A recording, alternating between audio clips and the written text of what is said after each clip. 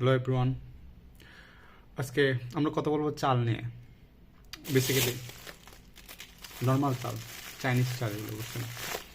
আমি চাল নিয়ে কেন কথা বলছি আজকে? রিসেন্ট একটা খবর খুবই ইন্টারনেটের মধ্যে ছড়িয়ে পড়ছে, সেটা হলো জাপানের মধ্যে কোনো চাল নাই। আহ, জাপানের মতো দেশের মধ্যে চাল নাই, এটা অবাক করা বিষয়। মানে এত উন্নত একটা দেশের মধ্যে এটা হওয়ার পিছনে নাকি কারণ এদের দিন দিন চাষের জমি কমতেছে, এবং ওইসব চাষের জমিতে এরা নাকি বড় বড় সোলার প্যানেল লাগাচ্ছে। তো এবং আরেকটা কারণ হলো আমাদের মতো দেশের মানুষ এবং ভিয়েতনামের মানুষ, যেসব দেশের মানুষ অনেক বেশি চাল খায়, এরকম মানুষ নাকি অনেক বেশি ওখানে যাচ্ছে, এবং চাল খাওয়ার মানুষ বাড়তেছে, বাট ওই যে চাল উৎপাদনটা কম হচ্ছে, এই জন্য চালের সংকট দেখা দিচ্ছে।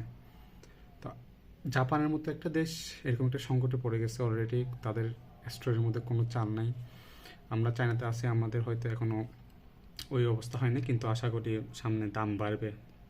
আশা করি না, সামনে হয়তো দাম বাড়তে পারে, কারণ একটা দেশের মধ্যে এরকম কোনো কিছু হলে অপর একটা দেশ এটা নিয়ে অনেক বেশি কনসার্ন হয়ে যায় স্বাভাবিকভাবে।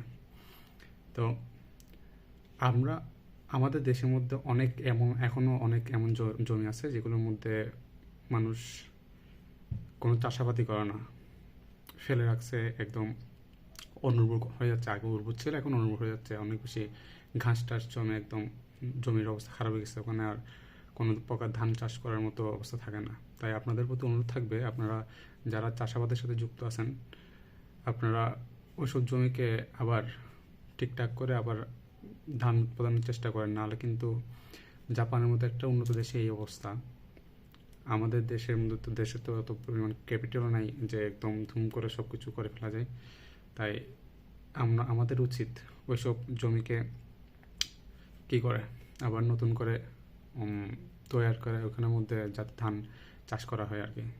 নাহলে কিন্তু এমন ধরনের সংকট এড়িয়ে যাওয়া অথবা এমন ধরনের সংকট মোকাবেলা করা অনেক বেশি কঠিন হয়ে পড়বে আমাদের জন্য। ধন্যবাদ সবাইকে।